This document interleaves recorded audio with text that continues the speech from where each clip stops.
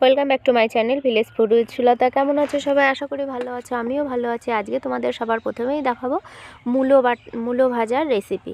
তো মূলোগুলো বাজার থেকে কিনে এনেছে, এরকম একটু মানে কি বলবো শাল শাল মতন হয়ে গেছে ভেতরে। তো ওই জন্য ফেলতেও মায়া লাগছিলো, যেহেতু টাকা দিয়ে কেনা, তাই না, ফেলে দেওয়া যায়? তো এটার একটা পদ্ধতি করতে হবে, তাই কুচিনি দিয়ে কুচিয়ে নিয়েছি। কালো জিরে, শুকনো লঙ্কা ফোড়ন দিয়ে, লবণ, হলুদ, নামানোর আগে একটু পেঁয়াজ, সামান্য একটু চিনি, এই দিয়ে একদম ভেজে সুন্দর করে লাল লাল করে ভেজে নামিয়ে নিলেই কিন্তু ডালের সঙ্গে একটা ভাজা খাওয়ার জন্য রেডি। তো সকালে ডাল করেছিলাম আর এখন ভাজাটা করে নিলাম। দুপুরের সকালের ডালটা দিয়ে ভাজা দিয়ে এক পদ আমার রেডি। আজকে বাইরের উনুনে রান্না বসিয়েছি। তো এই দেখো লাল লাল করে ভেজে নিয়েছি। এবারে রেডি হয়ে গেল। এবারে চলে যাব এই যে লাউয়ের খোসা। লাউটাকে কুচিয়ে নিয়েছি তরকারি করার জন্য, আর খোসাটাকে ফেলে দেবো?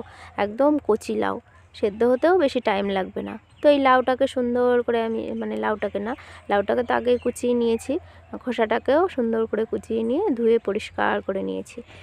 এটা দিয়ে তৈরি হবে আজকে লাউয়ের খোসা বাটা। এই যে মশলা, রসুন, কাঁচা লঙ্কা, কাঁচা পেঁয়াজ আর ধনিয়া পাতা। বাড়িতে যেই বিলাতি ধনিয়া পাতা লাগানো থাকে সেইগুলোই আমি আজকে তুলে নিয়েছি।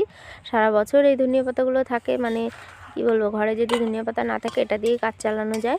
আর নিয়েছি এই যে কড়াইতে 2টো শুকনো লঙ্কা, হাফ চামচ সাদা জিরে আর 1 চামচ কালো জিরে। কালো জিরের পরিমাণটা একটু বেশি হবে, সাদা জিরের পরিমাণটা হাফ হবে। সাদা জিরে দেওয়াটার কারণ হলো একটা সুন্দর সেন্ট হয় ভাজলে পরে, আর হচ্ছে এটা খেলে পরে একটু জিরে খেলে পরে একটু মানে গ্যাসটাও কম হয়। বাটা খেলে তো এখন সবারই গ্যাসের সমস্যা, তো এই বাটাটা খেলে একটু গ্যাসের পরিমাণটাও কম হয়।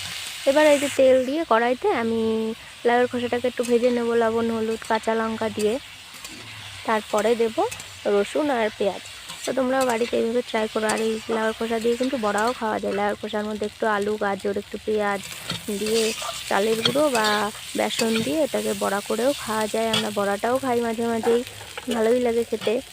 তো এই যে রসুনটা দিয়ে দিয়েছি, নেড়ে চেড়ে পেঁয়াজটাও দিয়ে দিলাম। এবার পেঁয়াজটাকে ভালো করে গুটিয়ে পিটিয়ে সুন্দর করে এর সঙ্গে মিশিয়ে নিতে হবে, বা দেওয়ার সময় হাত দিয়ে একটু ভেঙে চুরে দিলেও হয়, মানে কি বলে কাটার সময় যে একটা একসঙ্গে জয়েন্ট হয়ে থাকে সেটাকে ভেঙে দিলে ভালো হয়।